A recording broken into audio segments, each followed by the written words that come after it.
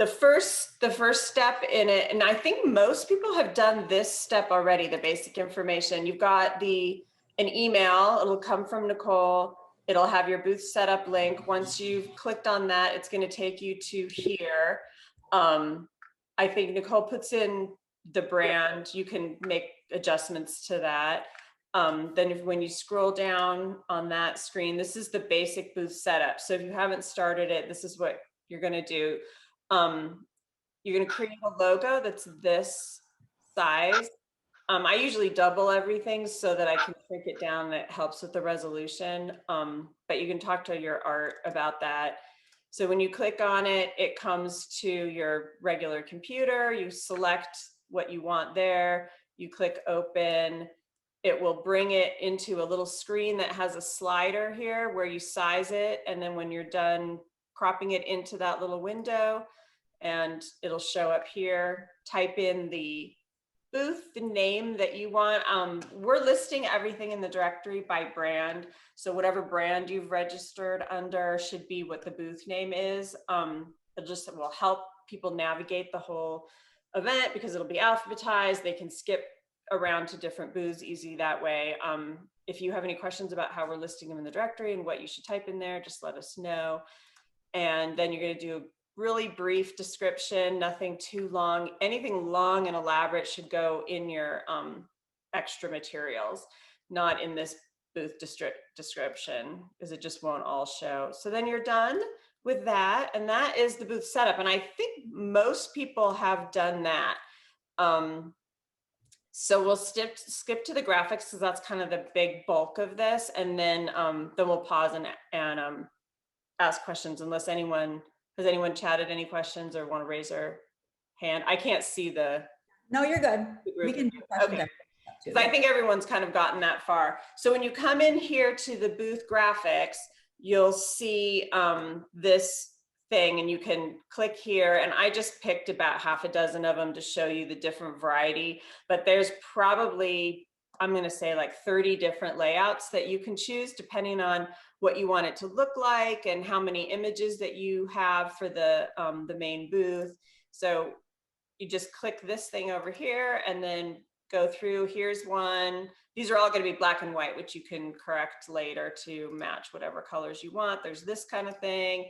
There's this, there's that. This is another one. So I just picked this one because it has a bunch of different ones that are sort of different sizes. And it has 2 different background colors. So when you're done with that, you just click on use this layout and then scroll down to here, and we'll start with the background colors. This panel is this thing right here. Everyone has at least 1 or 2, maybe more options for the background, just depends on the layout that you choose. So you'll click the first back panel, front panel, whatever it's called. Then you're going to put in a number here. If you have an art department, you can ask them to open up your logo or open up whatever colors that you are using for this, and they can match it exactly. Every color has a unique number that goes to it. If you bring it into, I think, Word and Illustrator, they all will give you the opportunity to click on a color and give you that code. So if you have any questions about that, we can do that at the end.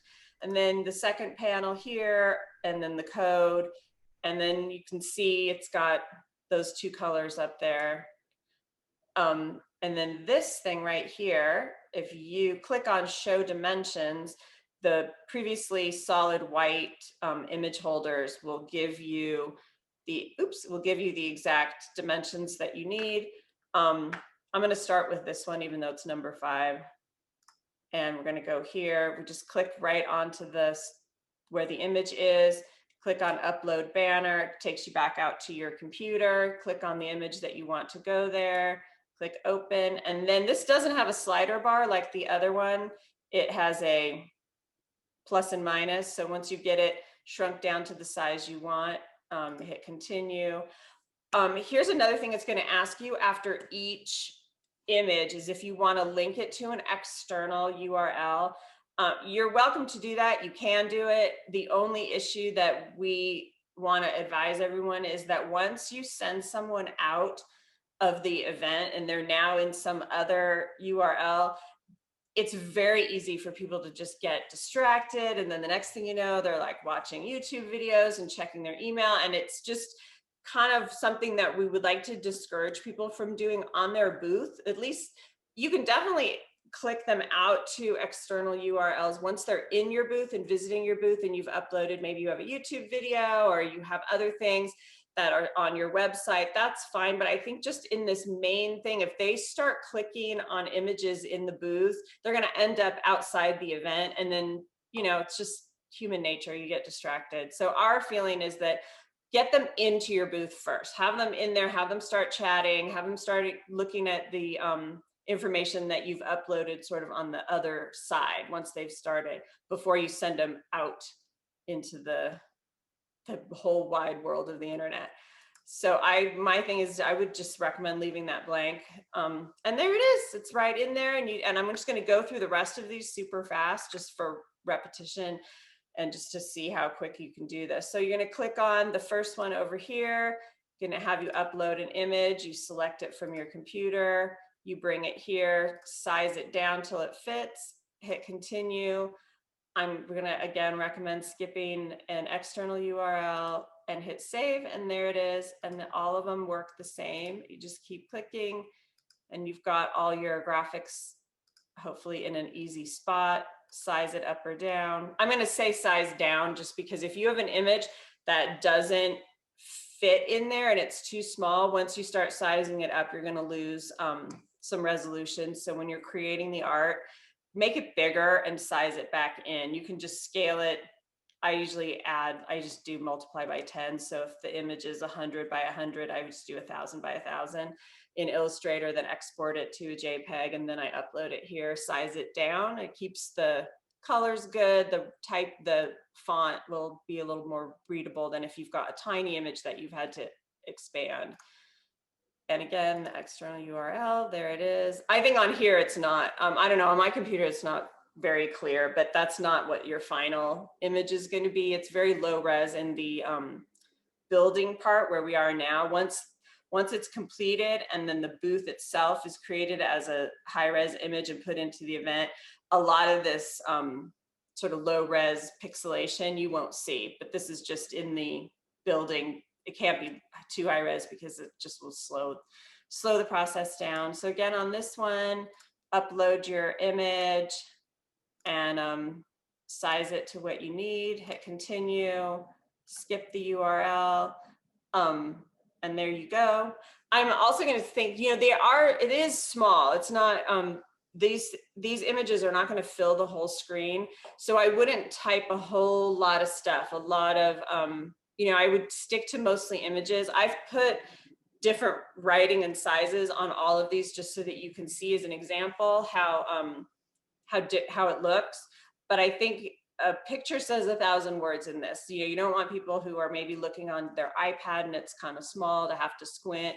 So nothing real tiny, it would be my recommendation. Keep it big, keep it colorful, and make sure your images are all very high res and clear when you see the final product.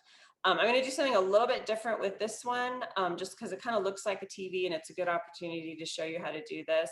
You can also link videos on your on here, and this is where you would do, and you can do an external URL if you choose. That's just to give you an example of how to do that. So you're going to upload an image. Now this is an image. This is not the link to the video. I've created an image from the video, and then I've added the graphic of this on here, which you can just Google play icon from and images and just pick one and put it on. Lets people know that that's not just an image, that it's going to click to something.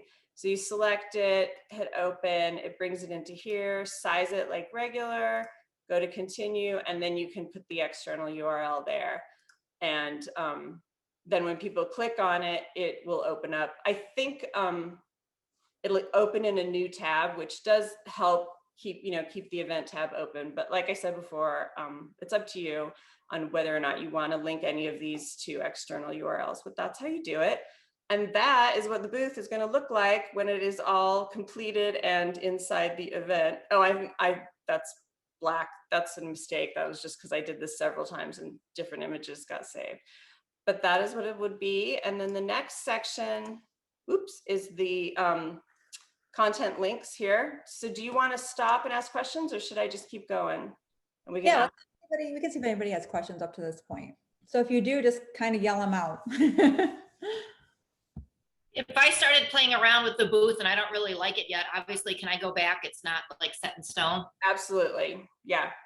You just go right back, click on the image that you don't want. It'll bring you back out to the upload image, and you just re-upload it.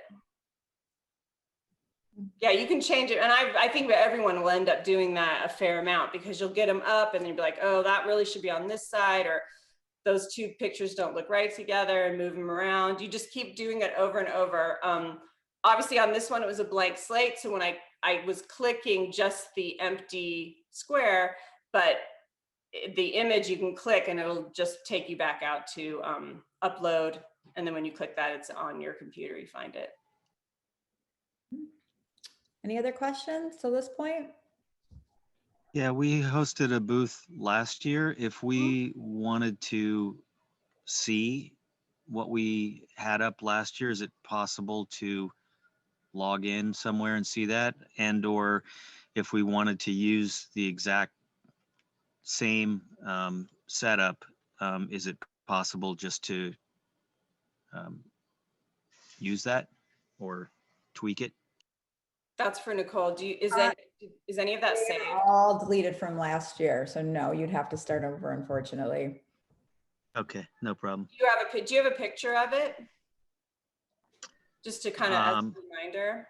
We might from our Yeah, gallery. because I think almost all of them are on. If you go into the info guide and click on images, booth ideas, or I forget what it's called, display something, it'll link you out to where, if you go to, oh, actually you can go directly there. If you go to the website, our website, just the main one, click on gallery, go down to holiday gift guide, and then go to virtual. It'll show you last year's virtual gift guide booths.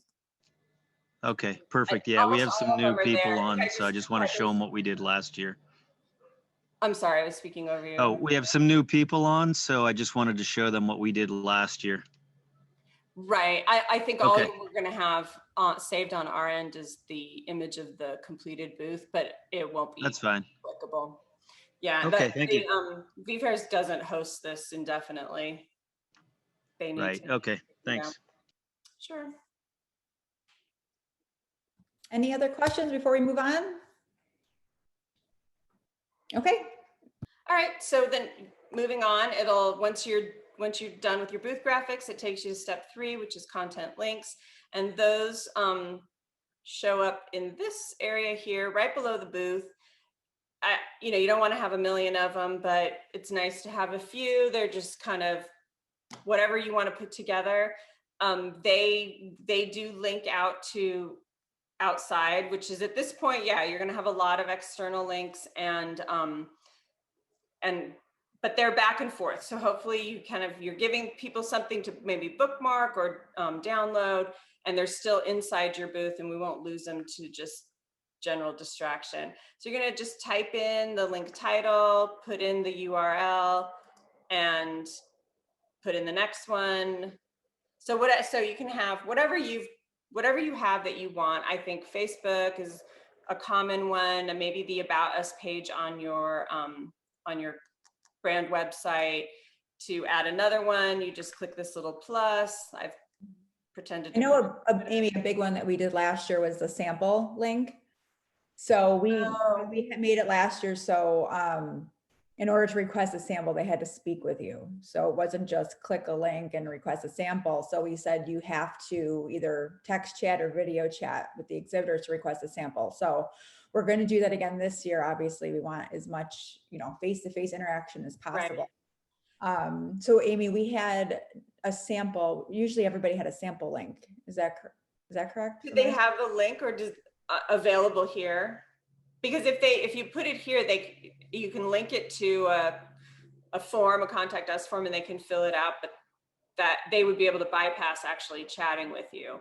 Okay, So I think some have that. It would be totally up to you, but we would suggest that you have them speak. Yeah, I would suggest having a sample request form ready, and then inside the chat, copy and paste it. I think that's like, you could also have a request sample link and have it link back to the chat. So there's a way, I think, I mean, in a way, I think that linking back to chat on everything that you could possibly think that that makes sense for is something to keep in mind, because that's the main thing that you want. Even if it's really just, I want a sample and it's a 3-second chat, like you can just, it doesn't have to be long, but something that you think they want, save it for linking it inside the chat. As opposed to putting it out here. These kind of things like Facebook, Twitter, they're just up. People can check them, not check them. They can do it later. You know, basically you can see they're not super specific. They're just general information type things, and they show up at the bottom of the booth. So, Nicole, I think what you were trying to say though is before they could request a sample, they had to have some sort of a conversation with us, right? We're not just sending them to a form to fill out. We want to engage with them so that we can actually talk to them and find out who it is and whatnot, right?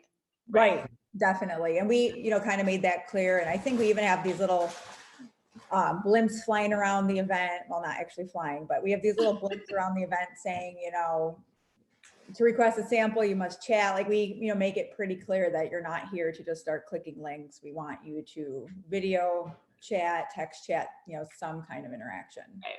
And Which what we have that's what our they did for the most part. So it wasn't an issue, but I think if we had it any other way, it would be click, click, click, click, like sample, and then you wouldn't have any conversations. Yeah. So is Definitely. there a link that we can put in there for the chat at that point? I think somebody else had asked that question too. Like, is there a link that we can put in to that last form that you just had up for the content links for them to chat with us, or? There's a chat link on there on everyone's automatically. Okay. And it will populate later. If you go to try to look at it now, it's empty, but at some point right before the event, VFairs will populate everyone's chat link once the chat rooms are all set up. Mhm. So I would suggest going to like Google Forms or something if you don't already use like a form software, just something free like Google Forms. You can design the form that asks whatever you want to know about the person requesting the sample, and that way, and then it'll have its own URL in your Google Docs. And then if someone wants a sample, you just copy and paste it into the chat. They click on that, they fill out the form, then you'll have a nice spreadsheet of everyone who wants a sample, as opposed to being in the chat, asking them their questions, writing down their information, sending them sample, hoping that in the hustle and bustle of it all, you didn't like transpose numbers in the zip code. This way they've filled it out, you have a record of it, and then you can kind of think more clearly later, like, are you going to send, what are you going to send to everyone? Maybe not everyone's going to get the same level of sample stuff in the shipped to them. But I think that just something free like Google Forms, and you can just have it copied, and then it's your paste, and you can just do it in every chat that anyone who asks for it, is what I think would be the easiest way to do it, and a good record of everyone that you've talked to as well. I mean, you'll get all the metrics from the event after, but you'll have that spreadsheet in your Google Docs. Remind me for this event when we would receive the media list. Is it after the event, kind of like with speed pitching, or in advance? Yeah, it would be after the event. Thank you. Right, because that way we know who showed up. And you actually, everybody gets their own booth metric. So you'll see everybody that came, and then you'll also see everyone that clicked your booth, stopped at your booth, chatted with you. So you'll get very specific information. Even if they didn't technically chat, you'll still see, well, this one clicked here and this one clicked here. Yeah, you'll see who came and what they did while they were visiting the booth, whether they didn't chat. So this is now the documents and videos, which is one thing you'll see if they downloaded any documents. You'll you'll see. So they didn't chat, but they visited the booth. They were interested enough to download some further information to maybe contact you later. So you'll see all that in the metrics. So basically here, you choose either yes, you have documents, or no, you don't. I think for sure you'd want to at least have something, because they have a virtual briefcase that they can go around to every booth and download, you know, like a pitch sheet, any kind of one sheets that you have, photo, you know, like you can give them a sample of the kind of art that you have for product images, anything that you want to put in here. It does need to be PDF, Word, Excel, or PowerPoint, nothing outside of that, or I think there's going to be issues with them opening it. So once you say yes, you type in the name of the document title, you click on drop file to upload, and then it's the same idea. You come out to your own hard drive, you click on the one sheet that you want, you open it up, and it adds it here. Later, you can view it, make sure it's the right one. You can delete it if you want to replace it. And it's the same as the images. You have up until right before the event to adjust whatever you upload. So you might want to just put everything up there now, and then you've got it all uploaded, and delete what maybe you don't want right before. View everything before the event though. Give it all a second set of eyeballs maybe right before. And the same thing, upload. You've got another PDF. I think PDFs are easier than Word or PowerPoint, but you can upload whatever you decide. Then, like I said here, you can view it or delete it later, and then scroll down, and then there's videos. So if you have pre-recorded videos, if you have a YouTube channel, you can pick a few of the favorite ones from your YouTube channel, type it in here, and save the URL. If you've made a video, you're going to need to shoot that video, upload it to either YouTube or Vimeo, and then link it. So it can't be, you're not going to link the .mov or the .mp3 video directly on here. You have to first get it onto YouTube or Vimeo. So if you already have a YouTube channel, you can add it. You can restrict the general population from seeing it. All of that is a YouTube thing. So you're going to set it up the way you want it there. And then you're going to link the URL here. And then here's another one, link it. And that is your videos. That's that section. If you're going to shoot a video, I think that it doesn't need to be super fancy. I think right now, if you're just standing in front of your computer, you've got your webcam, you've got some decent lighting, you've got your products in front of you, you can just talk to the camera as if you were pitching it at a live event. Just, you've got whatever it is, you're talking about it, give them the information that they need. And that really is all it needs to be. And I would keep it to 30 seconds to a minute and nothing more than that. I wouldn't think about it. You don't need to do any fancy backgrounds. You don't need to really go deep diving into Final, whatever it's called, Final Cut Pro, or it just, you can just talk like a regular person into the camera. And as long as the lighting's good, they can see the product clearly, they can hear you clearly. You could even do, you know, captioning and I think if you recorded it on Zoom, you can turn on closed captioning and it will create that for you. That's what I would suggest. And I will link a bunch of video tips on how to shoot your own video on the info guide. So we don't have to watch them all now, but I collected a ton from last year, watched them, picked out what I thought were the best. And then I'll review them, see what else has come out, and I'll link them on the info guide. But I think the crux of it and what the common theme of what they all come down to is just make sure they can see you, make sure they can hear you, speak clearly, speak slowly, slower than I normally speak, and just talk as if you're talking to a person. Make eye contact with the lens of the camera, and I think you'll be fine. We had some really good ones for Father's Day and for the holiday that people just shot because of COVID. They were home. They were in their kitchens and living rooms, but they just shot them, and I think they worked really well, and we got good feedback on it. But there's, you know, a lot of fancy stuff you can do if you've got a video crew at your disposal. So that's what I would say on that. And then, like I said, one more time, upload it to YouTube and click that URL. Do not try to upload the .mov from your hard drive. It won't work. So should we move on? Does anyone have any questions about that? Yeah. So, but it doesn't have to be Vimeo or YouTube. It could be a link to something we have on an Instagram. As long as it's got a link to an external place, we can put it in there, right? So like if I have a post on Instagram that I just want to put like something fun about the product, like maybe it's a project we did or something like that, like project idea that just shows that, you know, what we're pitching in action, and I get the link for it, I can just put the external link in. I would think yes, like just. I mean, if you can so link we've got something. 1,000 helicopters flying over. I don't know if you can hear them or not. I'm going to say I think that might work, but I can't say 100% only because they have written Vimeo and YouTube. Okay. Well, it's an actual link, so I would think it would be possible. Yeah, I mean, let's. It's not like it's an embed code, so I would think that we could link it out. I'm going to write that down. Ask for videos. Sorry for the bulldog noise. Oh, better than the helicopters. I don't know what's going on. Just like big search and rescue happening up here right now. Okay, so I will ask on that. It seems logical that it would. If not, I'll find out if there's a different place that you would upload it.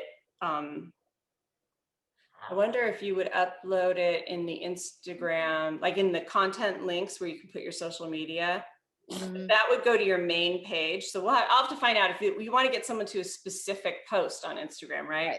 Yep, yeah. That would go to us, or like a reel or something like that, like a link. Yeah. Okay. I think that it would work, but I will double check with them, and they probably should change the wording on there. Yeah, just to let people know.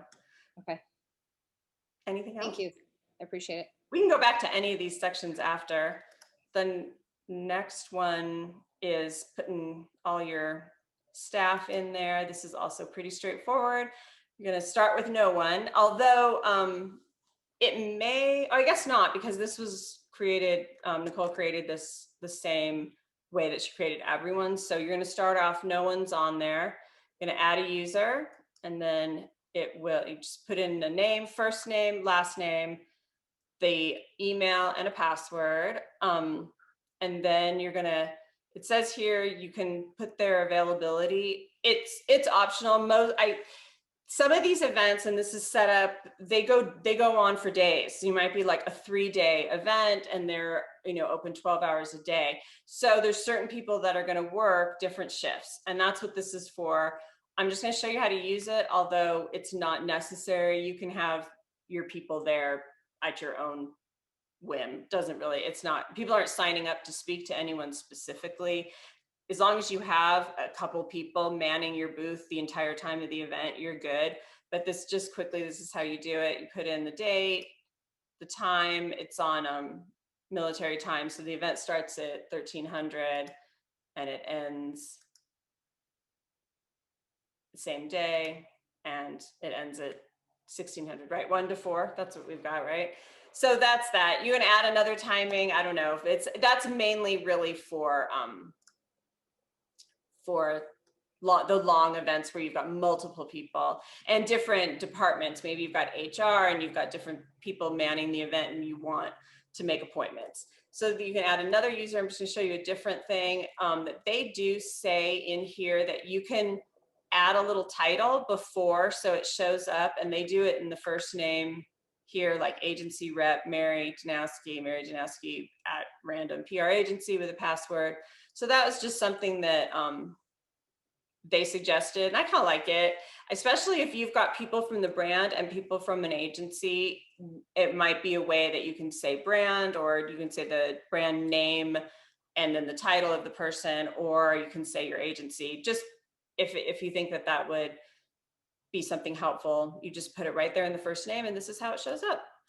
And the same again with that, the timing, and then you've got both your people here. You can keep going as many people. You just need to add everyone who potentially will man the booth for you so that they've got their username and password set up. I wouldn't wait to the last minute. If you've got a team of 10 people and you only really need 2 or 3, you can put them all in. And then that way, if someone is sick or they have to dip out, you can just call someone and say, hey, like come on in, and they've already got their username and password. You're not trying to get back to the back end and create an account for them and wasting time, because the 3 hours moves pretty quickly, and you really don't want to have to cut short a conversation because you've got someone waiting to chat, but you're the only one in the booth, etc. So, I mean, you get the idea. And that is the end of setting up the booth reps. And the next one is really just the final. So I'm going to skip straight to that, and then we can go over if there's any questions on the entire process. So this is when you're done. So you've gone through step 1, step 2, step 3, step 4, the final one, step 6. There isn't really anything to do other than review that it looks good. All your links are good. So you can see here where the chat is blank. That's because it will be populated later once everyone is set up and they create our chat environment for us, which will be a little bit later. So don't worry about that being blank. That is not a problem. It will get filled in. Just double check the other ones that you have put in. Make sure that your documents are all listed and that all your videos are listed, that everything looks right, and just easy to do that. Then you're going to submit the booth. It'll bring this up and it will send you an email that looks like this. And so you've got this in your email. It lists everything that I'm going to stop sharing and come join you back in the main room. You've got that email for reference, and then you can kind of play around with it. You can go back, add more documents, remove documents, add more links to your content bar. So everything in the resource center, as far as I know, there's no limit. If you wanted to upload 50 documents, you can. Not sure if that's the best way to go, just because you want the media to be able to pick what they need. And if there's too many, I think that's just human nature. They kind of scan it, get overwhelmed, and move on. So I would pick the key, most enticing ones to have up there, and then hold something back for a follow-up call for later. I think if everything's there, they could download everything and read it later or not read it later, and you don't have like a real good reason to reinitiate a conversation. Like, oh, you stopped by the booth, I saw you downloaded this information, I have more details on it here, and you can tap, and just kind of another way to open up another conversation. Although you can put up whatever you want. You can put up as much stuff as you want. Just my tip on not to overwhelm them. I think holding something back for a reason to recontact them is always good. Do you want me to reopen it? Or does anyone have any questions? Or I can go back to I can open up the actual, my actual back end, and we can skip around if anyone has any questions. Somebody was asking about the avatars. Those are literally nothing. They just kind of stand there. If they're distracting to you, there's all the booths have an option of with or without people standing there. You can just pick a different booth. Did the one I picked have a person? I think it did, yeah. So thank you for this. This is really helpful. I guess since this is our first time working with you all and we appreciate the opportunity, 2 questions. One is, do they actually see us? Like, we can humanly see each other, or is it just a conversation how does it work? So the media are the only ones that can initiate conversation. So if they have a question, they can either chat you or they can do a video chat, and both of those will be on your site or on your booth. And again, they're not there now, but they will be. So there's a possibility that they will see you. Last year, I don't know if it was like evenly split. Maybe if we have some exhibitors on that attended the virtual event last year, maybe you can kind of give us an idea of what happened at your booth. But I'm guessing they will do some chat, some video. It really just kind of depends on the person. So it is possible that they could see you by video. The reason I ask is in terms of what to wear, some of the ideas that we have internally with our client to talk about what to wear. If there's a video chat, they can see us, is the answer. Yeah. Yeah. Yeah, I mean, I think if you wanted to set up, like if you had a poster board behind you that had, the logo or something, you could do that. I don't think the video chat has any kind of virtual background stuff, but you could definitely You could have your staff in a logo t-shirt. You could put a poster board behind you. It's gonna look like a small FaceTime pop-up on your screen. And the Okay. same with chat. It's gonna look exactly like how you would be doing it on your phone, except it'll just be a little box popping up on top of everything else that you're looking at. And then the second question is, let's say that there's 3 of us manning the booth, and how does it actually work? Since again, it's our first time, I don't want to take everybody's time up here. It'd be nice if there was like some kind of a simulation. Is that a possibility to actually do a simulated booth to walk through it and experience it? Yeah, on August 5th, we're gonna go over what you're going to be looking at as far Okay. as when you're in your booth. Okay. I know everybody last year was so nervous about it, and it was so easy. It's just so hard to visualize until you're there. Okay. So, you know, I think we do have some, is there any exhibitors on that were here last year? That can maybe speak? It was. Oh, who just talked? Sorry. I was for. Okay, yeah, I mean, if you kind of want to speak to, I mean, it's not a difficult, I know, you know, before you experience it, and we were nervous, it was our first year doing it, but it, We were really nervous. yeah, Yeah, it I went very with, smoothly. Green Tech Environmental, and I'm still handling their PR, so we're doing it again this year.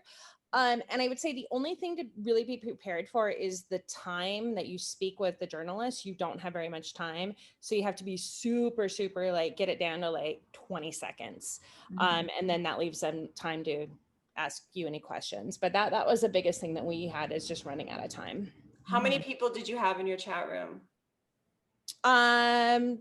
Just one. Well, there's 2 of us on the client side, and then just a journalist at a time. Right. So would you want to have more than 2? Do you think this is the first that I was kind of hearing that the chats were, you had people backed up and you wanted to keep it really short. Do you think that you would want to have more people there to answer questions, so you had a little bit more leeway between journalists coming through? No, but I think that just more time with an individual journalist would be great. Even if it's just 10 or 15 seconds. So, and then it would like cut them off. So, yeah. That was my question. Like, is it similar to the speed pitch where we have 5 minutes per, where they're like, they come through and they've got 5 minutes in each booth, or did they pick how long they want to stay in each booth? No, this is gonna be like our normal holiday gift guide event that we would have in New York City in a ballroom. So they can stay at your booth for as little or long as they want. They don't have to visit it.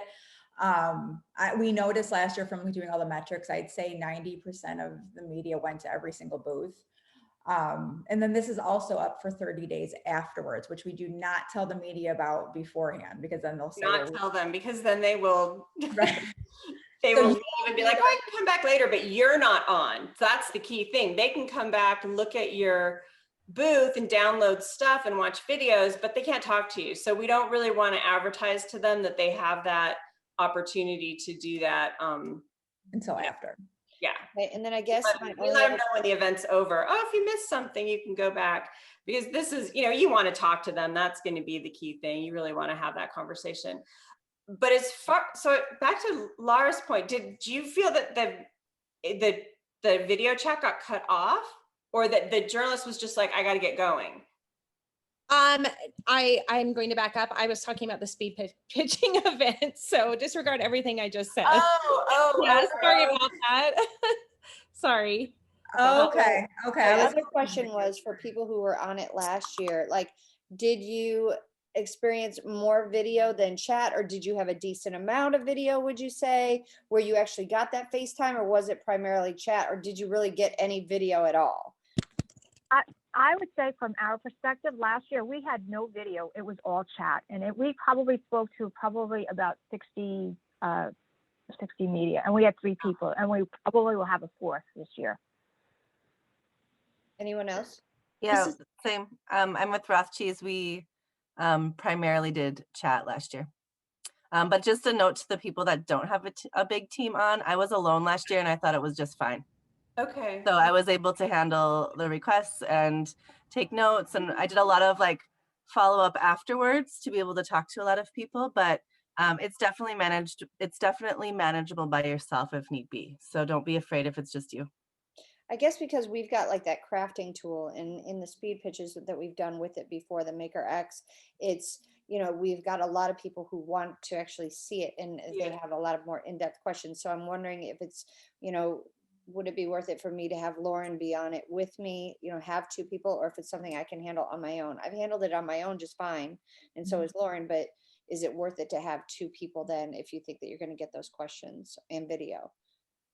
This I is think Lauren so. from Grandin Road, and I had about 5 video chats last year because we have products that people want to see the detail and see it kind of more in action. I handled it on my own and did not have a problem juggling the chat and the videos. It just kind of organically worked out. So I hope that's helpful. It is. Thank you so much. I appreciate it. Yeah, I'm happy Yeah, I mean, to share. there's some Hi, I'm brands- Erin from My Green Mattress, and I just wanted to share that we had 3 people working on it together in one room, and I did it from the mattress showroom, so that I did have one video chat, and it was great to be able to just show the reporter the actual mattress showroom. So that was great. And it's funny because we're down a person this year, so there will be 2 of us. And last year it was funny because sitting in one room, there was 3 of us. It was like, did you get that one? Did you see that chat? Who's responding to that? Where actually, if it was just myself, I would know exactly, you know, what I was doing. So I think this year I might suggest that I actually just handle it by myself. Yeah, That's I was helpful. kind of thinking the same thing because I think it could get kind of confusing if you have too many, or maybe even one of you is just in charge of chat and one is just in charge of video. You know, It's so funny because that's, I mean, that seems logical that you'd want it. My personality is such that it'd be like, if I'm talking to someone and someone else is chatting and then I don't respond right away, they're going to leave. So I have much more of like the anxiety of not answering within the next nanosecond. I want to have tons of backup. but I think I generally see that if you only have one person, that's no reason to like fall apart over it. But if you have backup, obviously if you need to use the bathroom, you could potentially miss someone who chats and then you don't answer it. And then that's kind of it doesn't leave a good impression, I think. So I think at least, you know, if you can get a backup person, I think that's a good idea. So I wonder if, just to maybe make a suggestion, what Erin was saying is like, if you and your team were on a different device, like you were all on a group text, you could probably, you could then communicate like, did you get Family Circle or whatever? Or there's someone waiting to chat, who's going to answer that? I guess you could probably use a different device that you are guaranteed that no one else is going to see what you're typing to your team, something completely disconnected. Also, like a lot of people text on their computer. If you're sharing a screen, I'm not 100% sure on a screen share if they see those notifications coming in at the top left of the top right of your screen. So that's another note, because I think we all say things amongst our own team about people we're talking to. You don't need them to be made public. So that's just something to double check. That you've got especially if you're in different cities, something separate, even just a group chat, doesn't have to be video to manage who they come through. But it does work like every other chat room. Everyone comes into a chat room and they're all in this main big room. And then each of you guys have your own individual chat room. So if I'm a media person, I join the event, I'm just in the main room, then I can click on any brand I want and start a chat.